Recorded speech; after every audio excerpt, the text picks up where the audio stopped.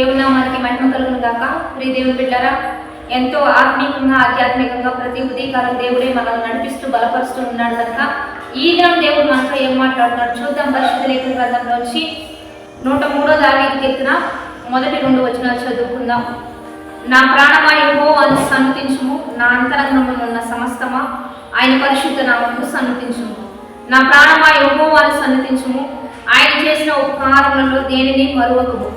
ఆయన నీ దోషములన్నింటినీ క్షమించువాడు, నీ సంఘటనలన్నింటినీ కుదుర్చువాడు. ఈరోజు దేవుడు మనకి ఇస్తున్న బలమైన వాక్కు, నీ దోషములన్నింటినీ క్షమించువాడు ఆయనే, నీ సంఘటనలు అన్నింటినీ కూడా కుదుర్చువాడు కూడా దేవాది దేవుడే కనుక. అంటే నీకు కలిగిన సమస్యలు, నీకు కలిగిన ఇబ్బందులు, నీకు కలిగిన శోధన అన్నింటినీ తీర్చువాడు దేవాది దేవుడు మాత్రమే.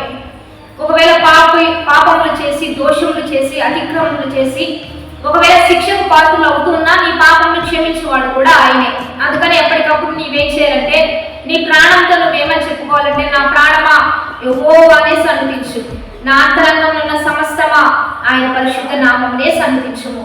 నా ప్రాణమా యెహోవాను సన్నుతించుము, ఆయన చేసిన ఉపకారంలో దేనిని మర్చిపోవద్దు, ఇంకా ఇంకా ఆయన ఉపకారంలో చేయబోతున్నాడు అని చెప్పి నిన్ను నీవు బలపరుచుకుంటూ, నిన్ను నీవు ఆధ్యాత్మికంగా విశ్వాసంలో నీవు ముందుకు కొనసాగాలి తప్పించి దేవుడు తప్ప వేరొక మార్గం లేదు, దేవుడు తప్ప వేరొక దిక్కు మనకు లేదు కనుక నీ పాపాలైనా క్షమించువాడు ఆయనే, నా పాపాలైనా క్షమించువాడు ఆయనే.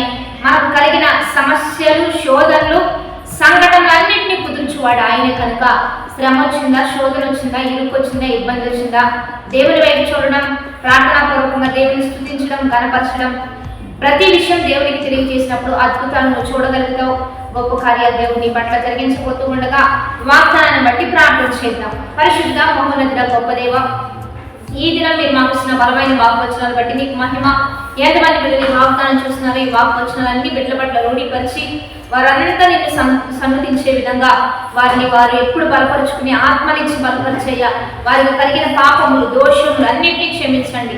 వారికి వచ్చిన సమస్యలు, ఇరుకులు, ఇబ్బందులన్నింటి నుంచి విడిపించి సంతోష ఉల్లాస వస్త్రంలో ధరింపజేస్తూ ఈ దినమెల్లా ఉత్సహించి సంతోషించే గొప్ప భాగ్యం బిడ్డలకు దయచేస్తూ నీ నామానికి మహిమ తెచ్చుకోమని ప్రభు అయిన యేసుక్రీస్తు నామమున పేరట అడిగి వేడుకొని ప్రార్థిస్తూ నామ గొప్ప తండ్రి, ఆమేన్. మంచి లైక్, షేర్, కామెంట్ చేస్తూ 10 మంది షేర్ చేస్తూ అనేకులు బలపరుస్తూ దైవికంగా ముందుకు కొనసాగుదాం. Have a blessed day. Amen.